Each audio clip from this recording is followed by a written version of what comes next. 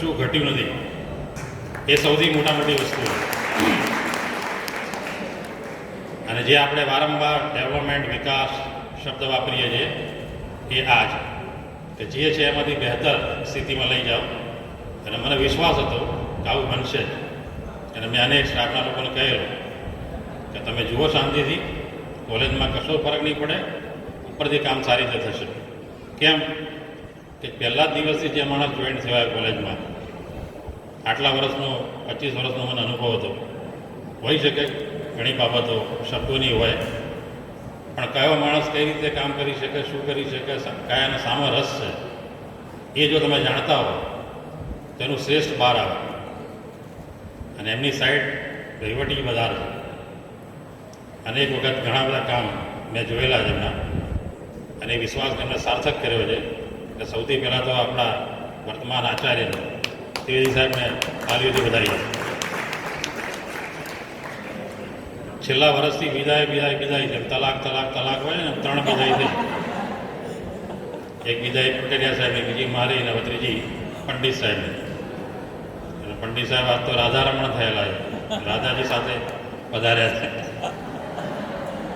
રાધા, મીરા, પાર્વતી કે 3 દેવીઓ અહીં.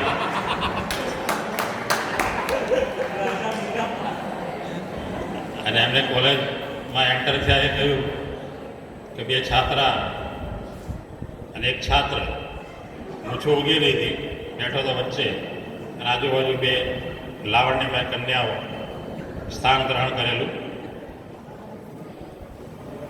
પણ મારે એમને કહેવું જોઈએ કે બધી જ્ઞાન ગોષ્ઠી કરતી છે. આ જ્ઞાનનો એરિયા છે, જ્ઞાન ચર્ચા કરતા હશે કદાચ. એક વાત, 2 મિત્રો મળ્યા, મેરેજના ખાસા વર્ષો થઈ ગયા છે. એટલે પૂછ્યું કેમ એકલા આવ્યા, તમારા પત્ની નથી આવ્યા? કે આવ્યા કેમ પેલા બેટા? તો કે આમ બધું મજા? અરે કે શું મજા? જીવવા જ નથી દેતી કે. અને કડવા ચોથનું વ્રત રાખે છે એટલે મરવાઈ જતી નથી. 2 બાજુ ઉપાધિ છે, જીવવું કેવી રીતે અને હું જીવું એની કામ ના કરે છે.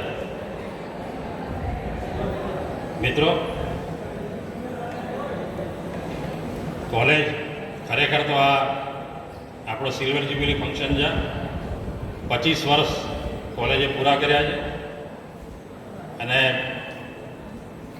તમે બધા કદાચ તમારી રીતે 3 વર્ષથી આ કોલેજ સાથે જોઈન્ટ થયા છો, તમને કદાચ સહજ લાગતું છે. પણ કોઈ પણ સંસ્થા માટે એક આટલો ગાળો, 25 વર્ષનો ગાળો પૂરો કરવો એ આસાન હોતો નથી. કોલેજનો શરૂઆતનો બધો સ્ટાફ દરેકે જહેમત લીધી છે. મંડળ હોય, વિદ્યાર્થી મિત્રોનો પણ સહકાર આવ્યો છે. જેમ તમે જાણો છો કે એક બીજ તમે વૃક્ષ બનવા માટે નાખ્યું, પણ એ બીજના જો તમે સંવર્ધન ના કરો, સમયસર પાણી ના આપો, ખાદ ના આપો, તો એ બીજ વૃક્ષ બનશે નહીં. આપણા દેશમાં કરોડો વૃક્ષ વવાય છે, એમાંથી કેટલા ઉછર્યા અને કેટલા વિશાળ વડલા બન્યા એનો કોઈ હિસાબ નથી.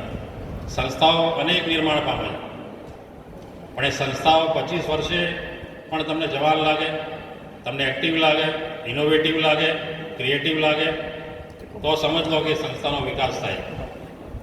અને આ કોલેજનું સદભાગ્ય કે યુજીસીની ગ્રાન્ટનો 1 પણ રૂપિયો લીધા વગર, જે હમણાં મારા તલાટી સાહેબ જોડે વાત થઈ, તેમને આશ્ચર્ય લાગ્યું કે ખરેખર તમે સાચું કહો છો? આ સાચું કહું.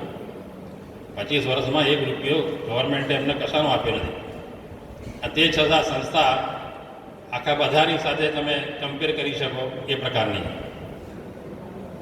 એક અંતરિયાળ વિસ્તારમાં કોઈ સંસ્થા ઊભી કરવી, એમાં ઘણી બધી મુશ્કેલીઓ આવતી હોય. આવવા જવાની, બસોની, મા બાપની સમજની, વિદ્યાર્થીઓની સમજની, આ બધું સાથે લઈને અને લોકો અહીં જ એડમિશન લે, જે દેશમાં કીધું એને જે વાત કીધી એ સરાહનીય છે. કે મેં કદાચ આણંદની કોલેજમાં પ્રવેશ મેળવ્યો હોત, એ મેળવી શકતી હતી, એના ઘરમાંથી એને ઓફર થયેલી, ઘણા બધા કહેલું, પણ એને અહીં આગ્રહ રાખ્યો. અને આજે આંકલા કોલેજમાં એને 3 વર્ષ પૂરા કર્યા, પણ એને જે અત્યારે કહ્યું કે અફસોસ નથી. આ મોટી વસ્તુ છે કે તમે 3 વર્ષ પૂરા કર્યા પછી તમારી પાસે કંઈ કહેવા માટે છે આ સંસ્થા કેવી છે. ભૂમિ, બીજા ઘણા બધા દર્શના, દર વર્ષે કેટલાય વિદ્યાર્થીઓ, 4-5 એવા વિદ્યાર્થીઓ નીકળતા હોય છે કે જે બહાર જઈને એના કોલેજ વિશે વાત કરી શકતા હોય. અને તમારા માટે મને માન છે આ કોલેજના વિદ્યાર્થીઓ માટે કે તમે ડિસિપ્લિન જાળવવામાં, સંયમમાં, શિસ્તમાં, પીરિયડ ભરવામાં, અધ્યાપકોનો સહકાર આપવામાં, આ બધામાં તમારો સાથ હોય છે અને તો જ આ કોલેજ ચાલે. બાકી તો આ બિલ્ડિંગ્સ, આને ચલાવનારા કોણ છે? વિદ્યાર્થી અને અધ્યાપક. કોઈ પણ સંસ્થા તો તમને મકાન આપી દે, હોસ્પિટલનું મકાન બનાવી દે, પણ અંદર જો સારા ડૉક્ટર નહીં હોય, નર્સ સારી નહીં હોય અને સારી ફેસિલિટીઝ નહીં હોય, સાધનો નહીં હોય, તો ત્યાં પેશન્ટ જશે નહીં. પેશન્ટનો ધસારો એના પર આધારિત હોય છે કે આ બધું વાતાવરણ પૂરું પડે. અને આપણે તમે બધા ભાગ્યવાન છો કે દર વર્ષે કોઈને કોઈ આપણા નવા અધ્યાપકો મળતા રહે. નવા જે મીરાબેન તાજ કોલેજના છે, હવે એ ફૂલ ટાઈમ થયા એટલે નવા જોડાયા એવું તો કહી નહીં શકાય, પણ એમની જે મનોકામના છે કે હું જ્યારે રિટાયર્ડ થયું ત્યારે પૂર્ણ સમયના વ્યાખ્યા તરીકે થયું, તે પૂરી થઈ. ઘણાને અધૂરી વાસનાઓ રહી જાય ને, કારણ કે બહુ નજીકમાં 2-3 વર્ષમાં એમનું બી રિટાયરમેન્ટ આવે છે. અને સરકારની અમુક પોલિસીઓ હોય જે હોય, આખી જિંદગીના 20-25 વર્ષ કાઢ્યા પછી જે જોઈન્ટ જ ફૂલ ટાઈમ તરીકે થવાના હોય અને થયા ના હોય, ટેકનિકલ કારણોસર, ઈચ્છા શક્તિના અભાવે, ગમે તે સમય. અને એવા એક નથી, એવા 200-300 અધ્યાપકો આખા ગુજરાતના કે જે લોકો હવે નિમાયા. તો ફૂલ ના કહી શકાય, પણ ફૂલની પાંખડી હાથમાં આવી જે આવ્યું એ સ્વીકાર કર્યા સિવાય છૂટકો નથી. તો એમને અભિનંદન છે. કપિલાબેન થી વધારે એમના જયેન્દ્રભાઈથી વધારે પરિચિત છું એમના સમય. અનેક વખત આ કોલેજમાં આવ્યા છે અને મિત્ર પણ છે. પણ કપિલાબેનનો પૂર્ણ પરિચય આજે મને મળ્યો કે એક કલાકાર છે, ઇન્ટરનેશનલ લેવલે પણ એમનું નોંધનીય યોગદાન છે. અનેક નાટકોમાં પણ કામ કર્યું છે. નવનીત ચૌહાણ તમારા મિત્ર જ હતા, પણ ઘણી બાબતો ત્યાં તો એ પણ આપણા માટે કહી શકાય કે આ કોલેજને એક એવી સરસ ભેટ મળી છે. એક આવા અધ્યાપક આ કોલેજમાં જોઈન્ટ થાય છે પૂર્ણ સમયના, કે જે તમને ભવિષ્યમાં તમારી સાંસ્કૃતિક પ્રવૃત્તિઓમાં તમને મદદ કરી શકે. એ સાહિત્યકાર તો છે જ, સાથે કલાકાર પણ છે.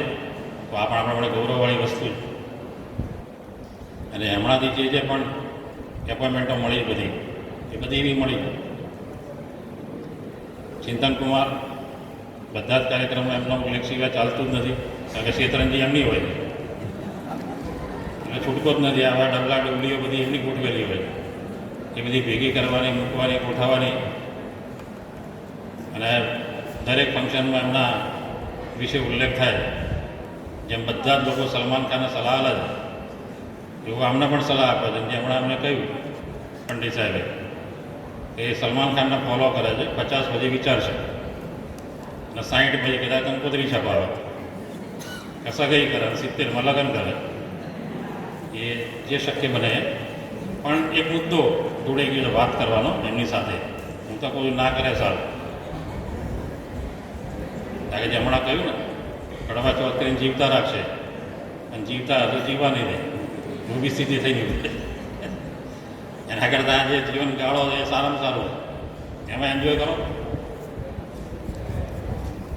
પંડિત સાહેબ રિટાયર્ડ થઈ ગયા છે, એમની પોતાની વાત તમારા આગળ રજૂ કરી. એક સંઘર્ષમાંથી જ્યારે માણસ બહાર નીકળતો હોય, જેનો જન્મ જ સંઘર્ષમાંથી હોય, બિહારમાંથી આવેલો માણસ, અને કહી શકાય કે કમીઓ એમાંથી ગુજરતો માણસ જ્યારે ગુજરાતમાં આવે, ત્યાં કે એમની જોડે પૂરી ડિગ્રીઓ, ઈચ્છા શક્તિ, આવું બધું હતું, એટલે એ પોતાનું સ્ટેટ છોડીને આવ્યા. અને અહીં આવ્યા પછી પણ એમના કર્મક્ષેત્રમાં એનો એ સંઘર્ષ રહ્યો. ઘણા તો આવ્યા એ જ વર્ષે સેટ થઈ જાય જે કોલેજમાં ગયા હોય, પણ એમને એમાં પણ ઘણા વર્ષો વીતી ગયા. તો કર્મક્ષેત્ર પણ સંઘર્ષમાં રહ્યું. પણ તે છતાં હસતો ખેલતો માણસ આજે રિટાયર્ડ થઈ રહ્યો છે. ગાંધી સાહેબની અનેક ઓફિસમાં પુસ્તકો તારે જેમના પરેશભાઈને છપાયેલા આપી છે. લગભગ 13-14 તો મને ખબર છે. અને મોટાભાગના એ લાઇબ્રેરીમાં આપ્યા છે. જો કદાચ એ તો એમણે બધા કહું કે વાંચો. મારી gift આપણે લઈ લેજો પણ સરસ હવે કવિતાઓ પરેશભાઈને એમને લખેલી હોય છે, કહાનીઓ સરસ લખી છે, લેખ પણ છે. આવો એક જીવતો લાગતો માણસ તમારી વચ્ચેથી વિદાય થયો છે, પણ એ જીવશે સાહિત્ય સાથે. કારણ કે એમને જે કહ્યું સાચી વાત છે, લખવાવાળો માણસ કદી રિટાયર્ડ તો નથી. કારણ કે એની અંદરની ઉર્મિઓ એને વાચા આપે છે કલમ દ્વારા, તો એ જીવશે અને સારી રીતે જીવશે, તંદુરસ્ત. અને મોટા મોટી વસ્તુ એ છે કે એમને તો સંઘર્ષ કરી એક સિદ્ધિ પ્રાપ્ત કરી, એક મંજિલ પર પહોંચ્યા, પણ એમના બાળકોને પણ એ જગ્યાએ પહોંચાડે. એમની દીકરી બેઠી દિલ્હીમાં છે ને, રામદેસ કોલેજમાં છે ને, હા?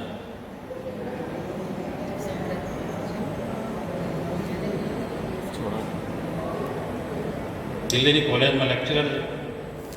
એક એમનો સન છે, એ પણ મોટી કંપનીમાં બેંગ્લોર છે,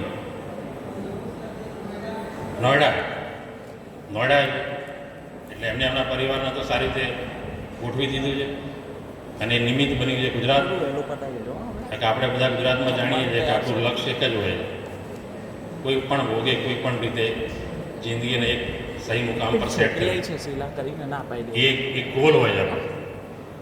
અને તમે બધા પડ્યું છે આપણે વિદ્યાર્થીઓ ક્યાં જવાના? 3 વર્ષ પછી વિદાય થઈ રહ્યા છો, તો તમારો પણ અનેક વખત હું કહી ચૂક્યો છું કે એમને એમ જીવવાનો કોઈ મતલબ નથી. એમ પહેલા જ વર્ષથી તમારો કોઈ ગોલ હોવો જોઈએ, એક ધ્યેય હોવું જોઈએ.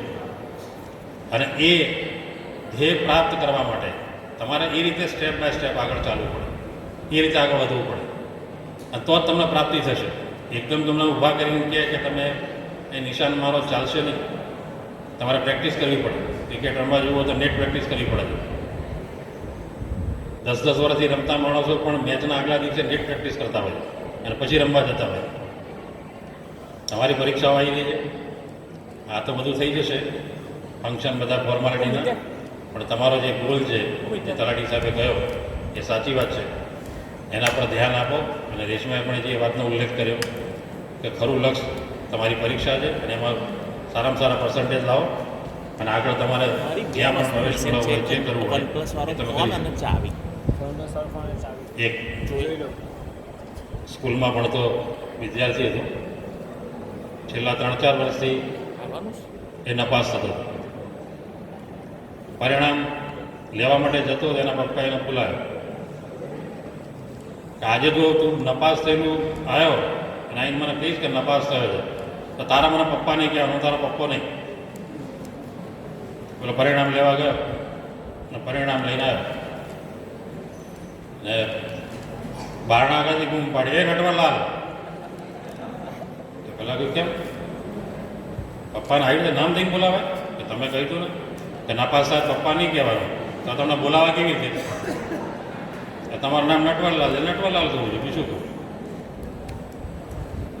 તો આ પણ એક પરિસ્થિતિ છે જેને કોઈ હોય નહીં, લેવા દેવા એ આમાં પણ મુકાય. પણ મોટાભાગના જે સફળ માણસો છે એમની પાછળ એક સંઘર્ષની કહાની નક્કી હોય. હમણાં તમે જોયું છે અજીમ પ્રેમજી, વિપ્રોનો માલિક.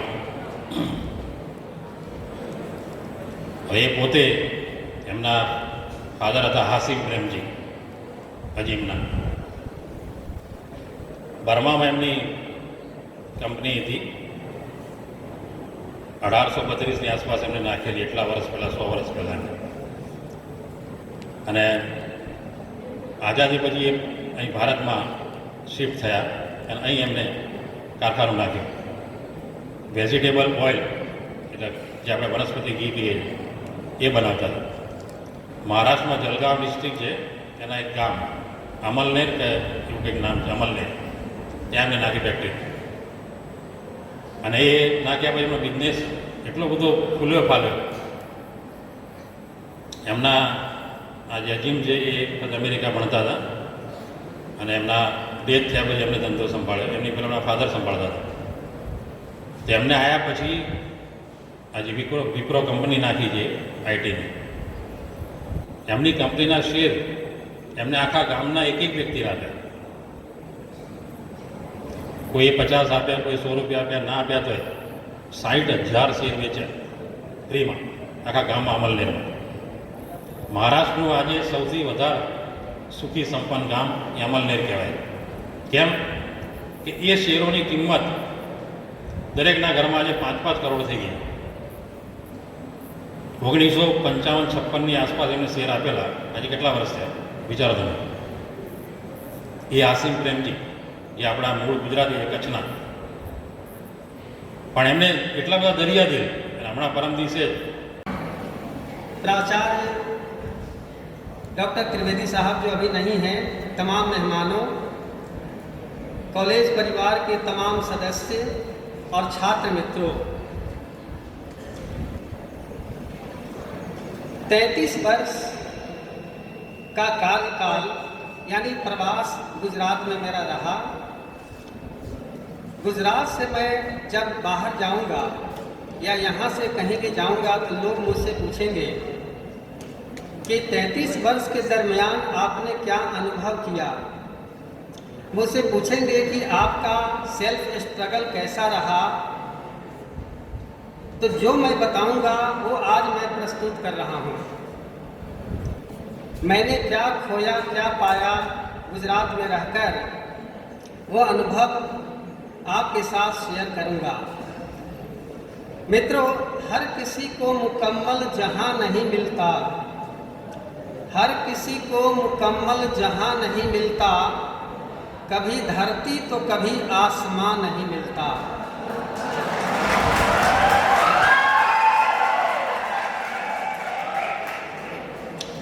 कहते हैं कि अपनी कहानी अपनी जुबानी कहने में जो आनंद आता है, वो अपनी कहानी दूसरे की जुबानी सुनने में नहीं आता. इसलिए मैं अपने जीवन से संबंधित कुछ बातें आपके सामने प्रस्तुत करूंगा. इसमें इंडिविजुअलिटी की गंध आएगी, लेकिन यह संघर्ष किसी का भी संघर्ष हो सकता है. इस इंडिविजुअलिटी में भी एक सोशलिटी आपको दिखाई देगी. मित्रों, मैं 15 मार्च 1986 को गुजरात में पहला कदम रखा था. आनंद स्टेशन पर उतरकर जब मैं गांवडी गांव की सीमा में गया तो वहाँ पर जौनी साहब मिले. मैंने कहा कि मुझे राम भाई पटेल के घर जाना है. देखिए, मैं यहाँ कोई गंभीर व्याख्या नहीं दूंगा, बिल्कुल साहित्यिक और काव्यात्मक शैली में बिंदास होकर मैं बात करूंगा. आप भी आनंद लेना और जहाँ दाद देनी हो वहाँ दाद भी देना. तो जौनी साहब से मैंने कहा कि राम भाई पटेल के घर जाना है, तो उन्होंने एक 10 साल के बच्चे को मेरे साथ लगा दिया. देखिए, गुजरात में प्रवेश करते ही बहुत आवाज़ आ रही है, मुझे लगता है थोड़ा सा हल्का. तो गुजरात में प्रवेश करते ही पहला सहयोग मुझे मिला.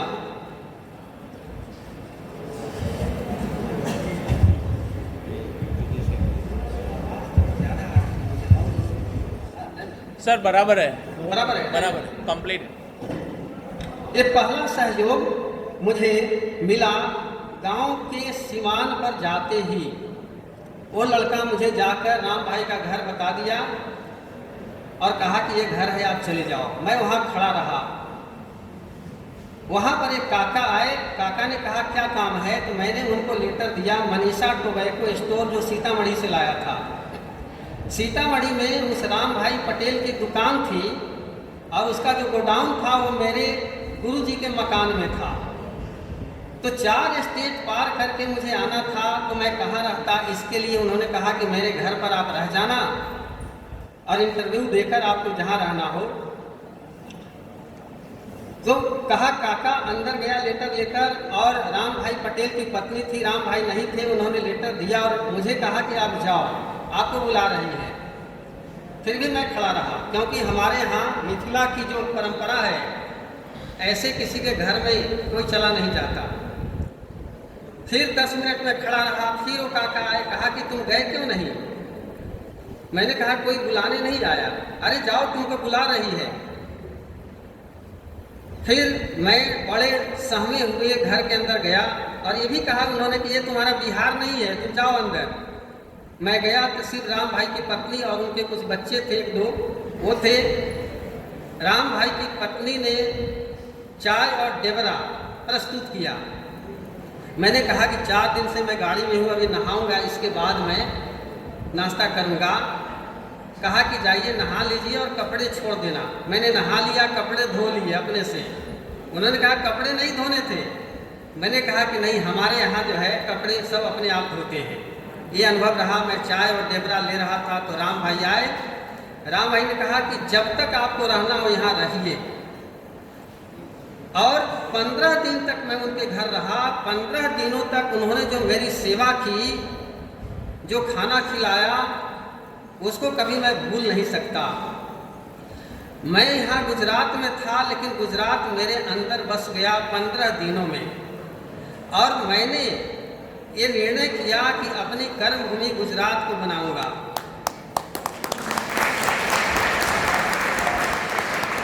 इसके बाद 15 को पहुंचा था, 17 को इंटरव्यू हुआ, इंटरव्यू में सिलेक्शन हो गया और 1 अप्रैल से मैं विद्यानगर चला गया। विद्यानगर ज्वाइन किया JRF के रूप में। वहाँ एक NRI मिले। NRI से मेरी बात हुई, परिचय हुआ। तो उन्होंने कहा कि आप लोग कहाँ से आकर यहाँ बस जाते हैं? मैंने कहा आप भी तो NRI हो, आप लोग विदेशों में क्यों जाकर बस जाते हो इतने? ये मैंने कहा। यहाँ पर एक कंट्राडिक्टरी अनुभव मेरा रहा वहाँ। लेकिन कहा चलो ठीक है, कोई बात नहीं। 90 में रिसर्च पूरा हुआ और 90 से 93 तक मैं PG डिपार्टमेंट में पढ़ाया, प्योरली ऑन टेम्पररी बेसिस। और मुझे जो लेटर मिलता था, अपॉइंटमेंट लेटर, वो इंटरमिटेंटली, यानी लगातार नहीं, रुक रुक कर। 3 साल पूरे हुए, मेरा कहीं कॉलेजों में नहीं हुआ।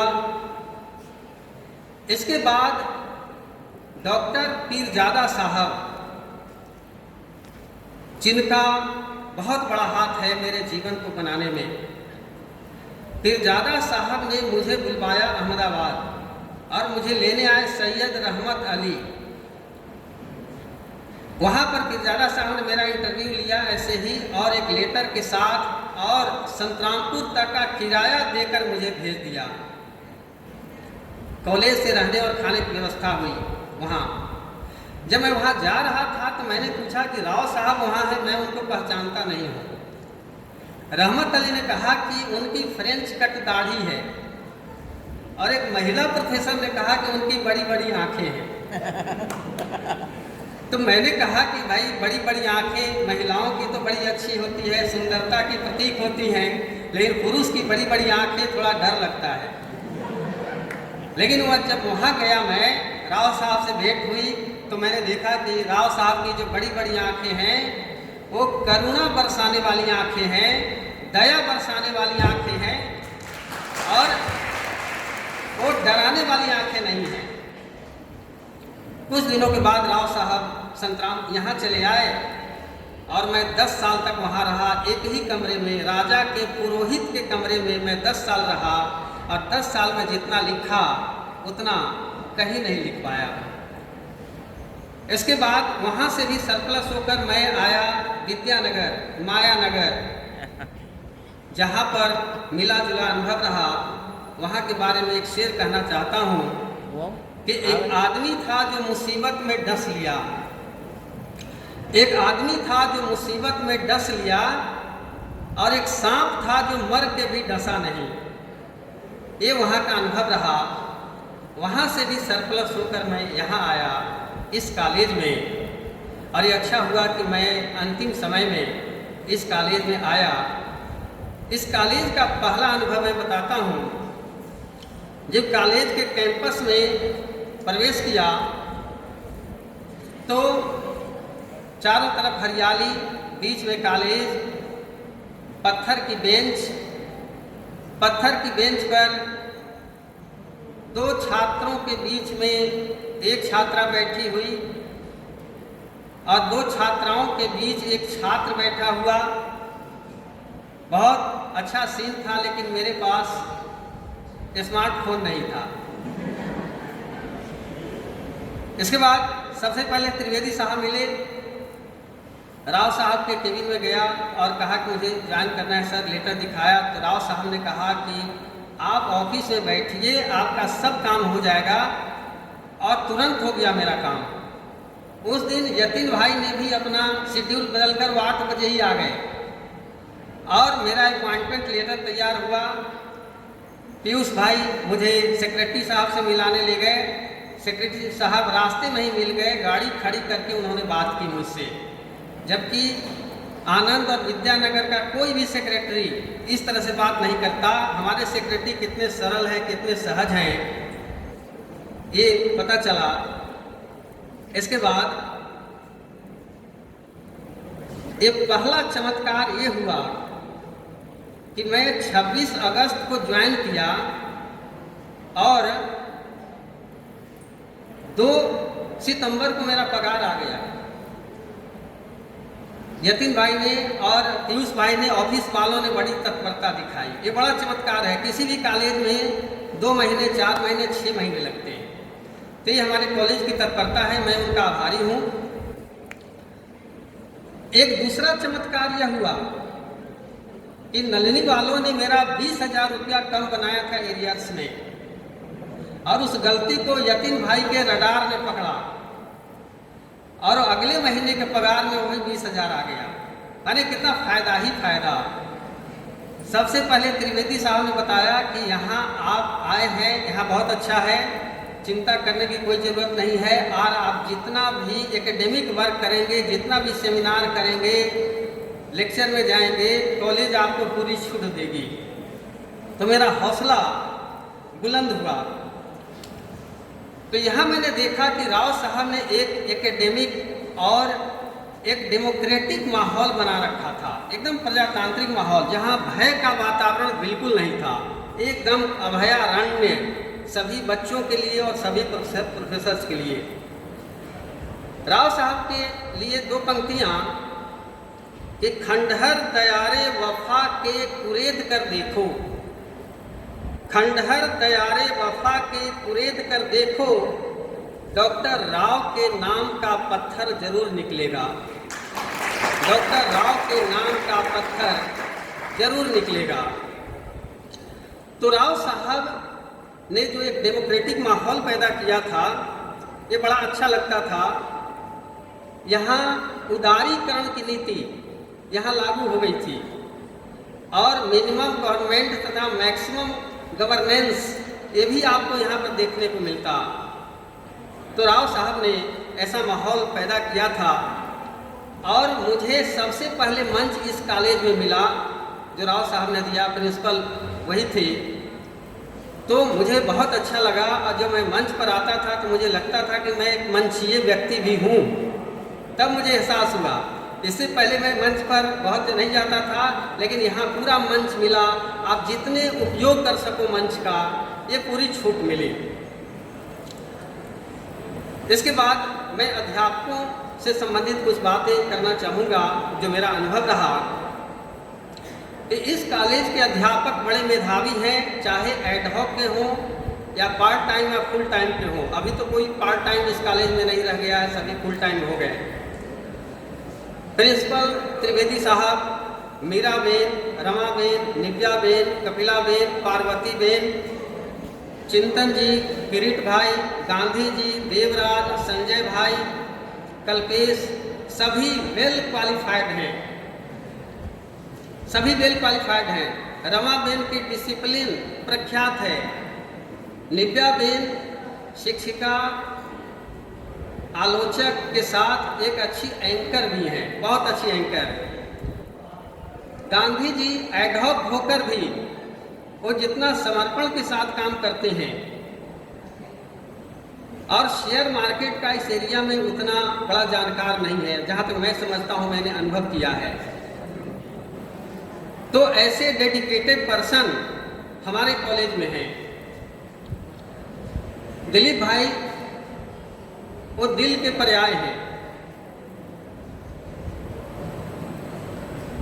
पार्वती बेन अभी नई नई आई है, इनमें भी बड़ी सहजता है, सिंप्लिसिटी उनकी काबिल तारीफ है।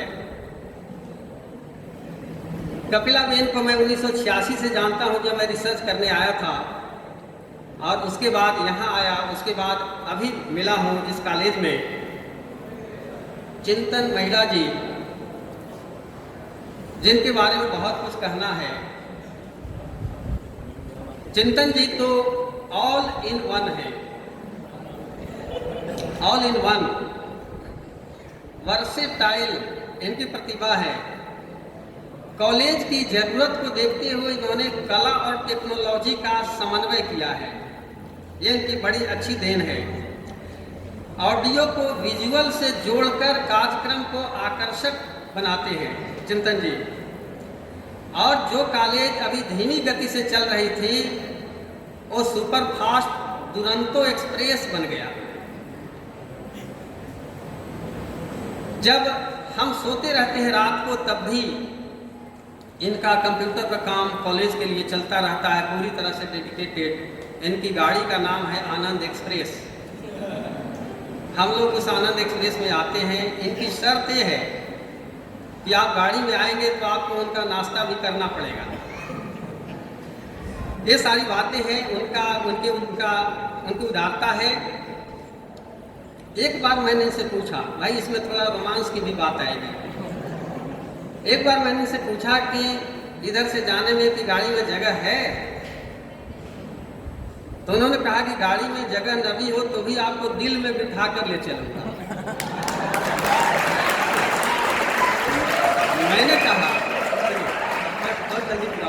मैंने कहा तो अच्छा कलर कॉम्बिनेशन भी हो जाएगा, लेकिन आप पुरुषों को दिल में बिठाते रहोगे तो आपको क्या फायदा होगा,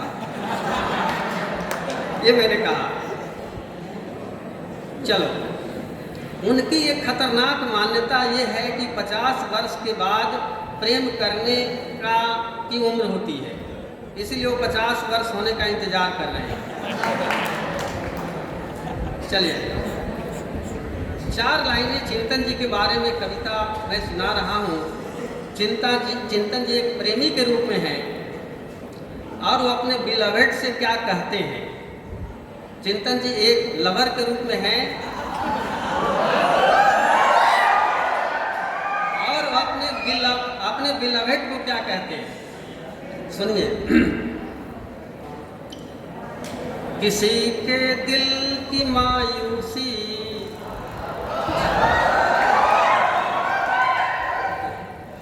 किसी के दिल की मायूसी जहाँ से हो के गुजरी है, हमारी सारी चालाकी वहीं पर खो के गुजरी है।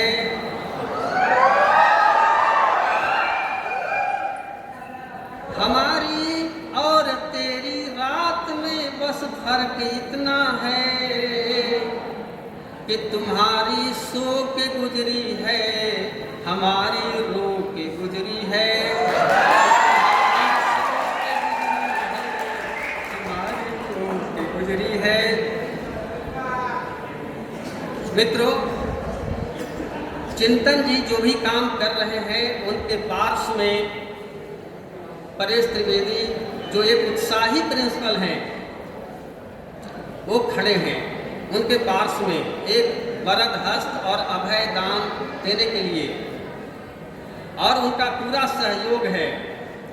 और उनकी एक तमन्ना है कि रावत साहब ने जहाँ तक कॉलेज को पहुँचाया है, उसके आगे बहुत दूर तक वो ले जाएं, बहुत दूर तक पहुँचाए, सारी दुनिया में अपने कॉलेज का नाम हो। और इन्होंने संस्कृत में उपनिषद पर जो एक सेमिनार किया था, वो मानो समझिए कि इनका पहला पोखरण परीक्षण है। और आगे और इस तरह के धमाके होते रहेंगे, ऐसी मेरी कामना है। अब मैं छात्रों के लिए कुछ बात कहूँगा। छात्रों के लिए, मित्रों, विषय कोई भी खराब नहीं होता। किसी भी विषय में आप अच्छा करो और उसमें आपको सफलता मिलेगी। जो आपका लक्ष्य है उस लक्ष्य को लेसर लाइट की तरह उस पर फोकस करो। आपके भीतर जो क्षमता है, जो पोटेंशियल है, उसको एक्शन से जोड़ो। चाणक्य ने कहा था कि आपकी सुंदरता आपका साथ छोड़ दे सकती है, आपका धन, आपकी लक्ष्मी आपका साथ छोड़ सकती है, लेकिन विद्या और शिक्षा कभी आपका साथ नहीं छोड़ेगी। जब तक आप जिंदा हैं तब तक शिक्षा जो आपने प्राप्त की है वो शिक्षा आपके साथ रहेगी।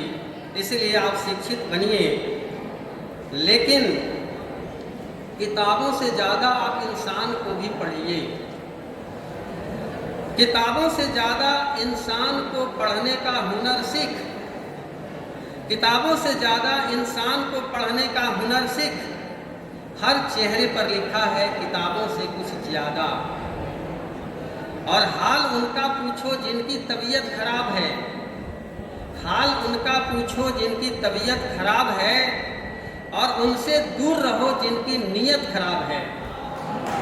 ये आप सबके लिए, विद्यार्थियों के लिए बस अब कंक्लूडिंग लाइन्स हैं। मैं आज रिटायर हो रहा हूँ, लेकिन एक सच्चा प्रोफेसर कभी रिटायर नहीं होता, वो हमेशा स्टूडेंट होता है। तो रिटायरमेंट के बाद ऐसा नहीं है कि मैं दुखी जीवन व्यतीत करूंगा, क्योंकि हमें क्रिएटिव राइटिंग करनी है, हमारा सारा समय उसमें बीतेगा। और क्रिएटिव राइटिंग जब आप करेंगे तो जब मेलांकली का प्रसंग आएगा उसमें एक क्रिएटर रोता है, जब हास्य का प्रसंग आता है उसमें वह हंसता है। तो ये सभी चीज़ें वहाँ पर हमें प्राप्त होंगी। जीवन के बचे हुए अंश को मैं पढ़ने लिखने में लगाऊंगा। FY के बच्चे मुझे, FY और TY के बच्चे मुझे बहुत याद आएंगे, क्योंकि इस बैच में FY और TY के जो बच्चे हैं बड़े जीवंत बच्चे हैं, बड़े जीवंत। वो मुझे बहुत याद आएंगे। पता नहीं मैं उन्हें याद आऊँगा नहीं, ये अलग बात है। कॉलेज के सभी टीचिंग और नॉन टीचिंग स्टाफ का आभारी हूँ, मंडल का आभारी हूँ, आंकलाओं की इस धरती का आभारी हूँ। अंत में एक शेर कहना चाहूँगा कि कलियों को मैंने सीने का लहू दे के चला हूँ, कलियों को मैं सीने का लहू दे के चला हूँ, सदियों तक एक गुलशन की फजा याद करेगी। ये विदाई तुम्हारी रुलाती रहेगी, ये निशानी मगर मुस्कुराती रहेगी। मुझे तो छोड़ना है अभी इस महफिल को कि हर सांस तुझको बुलाती रहेगी। धन्यवाद।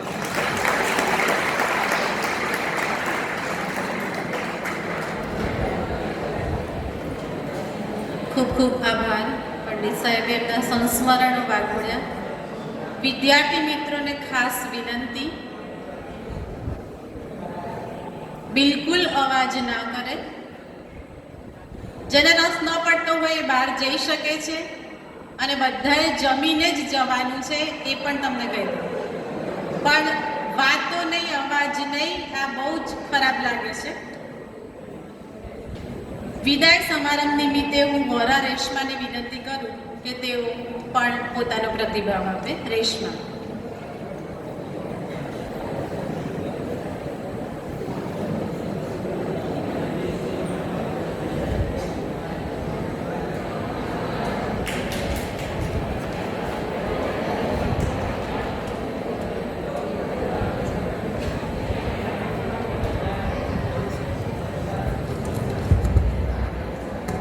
वृक्षों पर પાંદડો ખીલ્યા છે, ખરશે, ફૂલો ખીલ્યા છે, મુરઝાશે, જે ચડ્યા છે એ ઉતરશે, અને પરિવર્તન પ્રકૃતિનો નિયમ છે, જે આવ્યા છે એ જશે જશે અને જશે. 3 વર્ષ પહેલા આ રોમાંચક સફરની શરૂઆત કરી હતી અને જ્યારે આ રોમાંચક સફરનું પરિણામ સેજ હાથવેટ છેટું છે ત્યારે લાગે કે પરિણામ કરતા આ સફરની મજા હતી. આજે 3 વર્ષ દરમિયાનનો જે સમયગાળો આ કોલેજમાં વીત્યો એ માટે હું કહીશ કે धूल थे हम सभी आसमां बन गए, धूल थे हम सभी आसमां बन गए, चांद का नूर ले कहकशा बन गए. जैसी ऐसी कॉलेज को बोला कैसे कह दे अलविदा, जहाँ की शिक्षा से हम क्या से क्या बन गए. અનુભવોને વાગડવા બેસશે એટલે 3 વર્ષના 365 લેખે 365 ગુણ્યા 3 ઘણા બધા દિવસોના દરેક પ્રસંગો અહીંયા વિસ્મરણીય રહ્યા જ છે. અહીંના દરેક પ્રોફેસર સાથેનો સારો એવો શૈક્ષણિક સંબંધ ખૂબ જ યાદગાર રહ્યો છે. ખાસ હું કહીશ કે રાવ સાહેબના માર્ગદર્શન હેઠળ ખૂબ જ એવો સારો અનુભવ રહ્યો. પરેશ ત્રિવેદી સરના આવ્યા પછી પણ જાણે આ કોલેજનું વાતાવરણ બરકરાર જ રહ્યું હોય એમ લાગે. ગુજરાતીના શિક્ષકો, હિન્દીના શિક્ષકો અને પંડિત સાહેબ વિશે આજે ખાસ કહીશ કે અભી વચ્ચે અમે ચર્ચા કરી રહ્યા હતા કે સ્વામી વિવેકાનંદ પર એક ફિલ્મ બનાવી છે. તો સરની પાસે માર્ગદર્શન લેવા માટે હું ગઈ. સર કહે છે કે આ મારો વિષય નથી. છતાંય બીજા દિવસ જ્યારે હું એમને મળી તો એ મને માર્ગદર્શન આપવા માટે ઘણું એવું શોધ સંશોધન કરી લાવેલા. એટલે અહીંના પ્રોફેસરોમાં જે જીવંતતા છે, વિદ્યાર્થી પ્રત્યેની જે નિષ્ઠા છે એ કદાચ મને આણંદ વિદ્યાનગરની કોલેજોમાં ના મળે. કેટલાક લોકો પૂછે છે કે આટલું બધું જ્ઞાન ભંડાર સાથે ભરીને ફરો છો તો તમારે તો આણંદ અને વિદ્યાનગરની કોલેજોમાં હોવું જોઈએ. મકુ ગામ ગજવવા માટે એકાદ તારનો તો અહીં ચમકવો જોઈએ ને.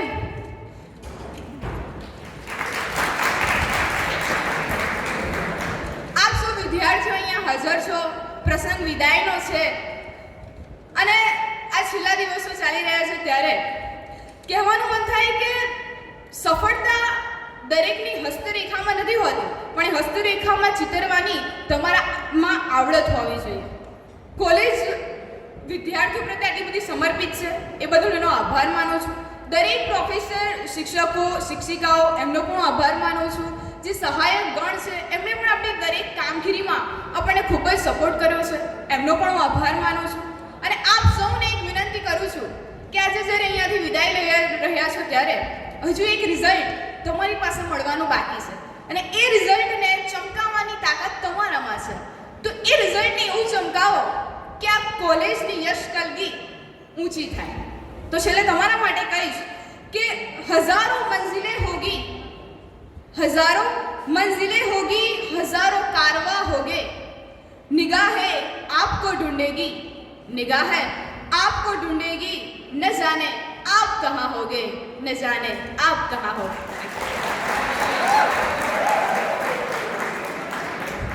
ખૂબ ખૂબ આભાર. રેશમાની વાતમાં એક વાત ઉમેરું કે સમજાય તો શાનદાર છે જિંદગી, સમજાય તો શાનદાર છે જિંદગી, નહીં તો અસ્ત્ર જેવી ધારદાર પણ જિંદગી છે. જન્માક્ષરના 12 ખાનામાં પગથિયાની રમત રમતા રમતા ગ્રહો તો હંમેશા હાથ તાળી દઈને છટકતા જ રહ્યા છે, પણ સતત મહેનત કરીને કોરી પાટી જેવા તમને આ કોલેજે પાટે ચડાવ્યા છે. તે કોલેજને અલવિદા નહીં પણ સલામ દેવા આવશે દર્શના.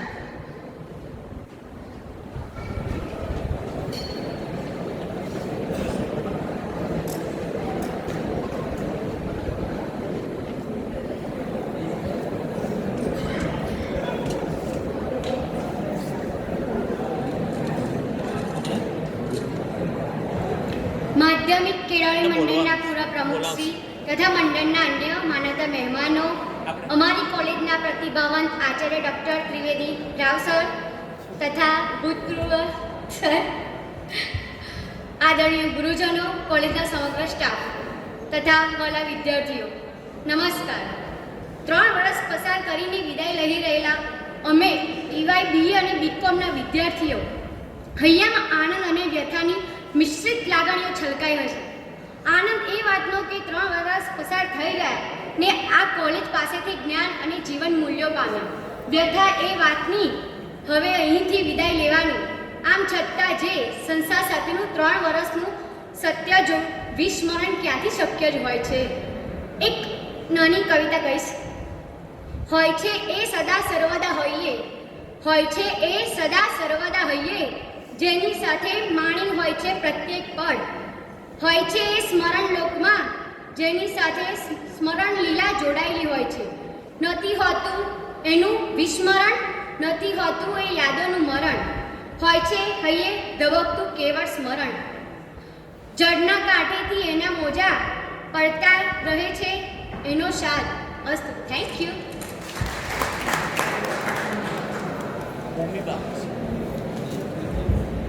માણ્યું તેનું સ્મરણ કરવું એ પણ એક લહાણું જ હોય છે.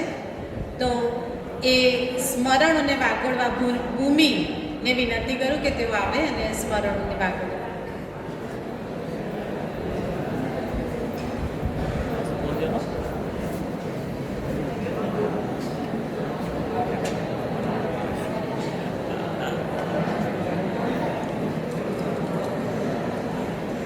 मंचस्थ महानुभावों एवं विद्यार्थी मित्रों, पंडित सर आपके लिए कुछ पंक्तियां मैं प्रस्तुत करती हूँ. माहौल थोड़ा उदासी का है, माहौल थोड़ा उदासी का है, समय आपकी विदाई का है, समय आपकी विदाई का है. जहाँ भी जाओ वहाँ खुशियाँ मिले अपार आपको, जहाँ भी जाओ वहाँ खुशियाँ मिले अपार आपको.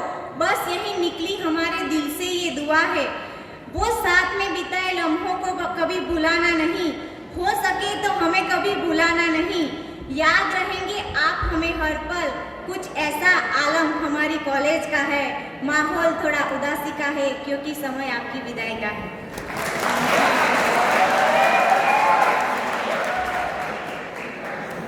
पंडित सर ने हमें इस कॉलेज में करीब 3 साल तक पढ़ाया है.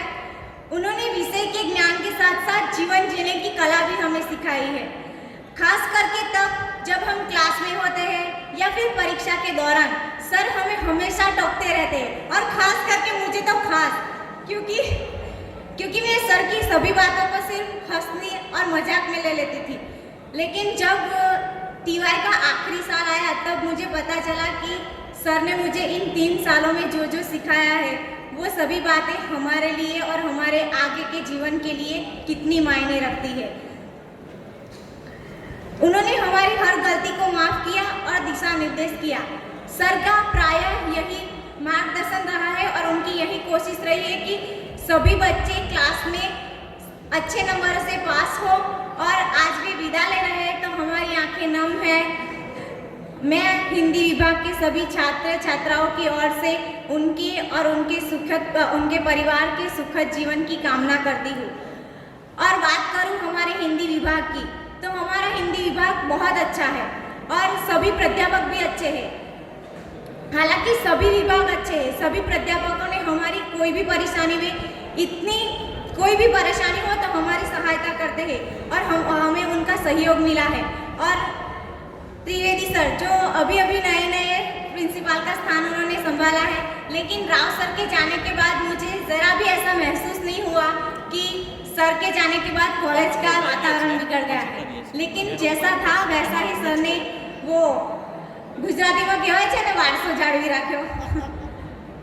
तो सरे एनो वारसो जाळवी राख्यो छे. बस बीजू कशुं नहीं कहेवा मागती, बस आटलू. Thank you. અને शायद આગળની કોલેજમાં હું જઈશ તો આટલી બધી હસી મજાકથી અને જેવી છૂટછાટથી ક્લાસમાં બેસતી હતી, જેવો કે કેવો શબ્દ વપરાય છે સ્વચ્છંદ વિદ્યાર્થીની મારા માટે તો વાપરવો જ જોઈએ સરની માટે, કારણ કે હું એવું વર્તન જ સર જોડે કરતી હતી. અને કોલેજના તમામ સ્ટાફને હું ધન્યવાદ કરું છું અને ખાસ પંડિત સરને પણ. છેલ્લે એટલું જ કહીશ કે ચલતે ચલતે मेरे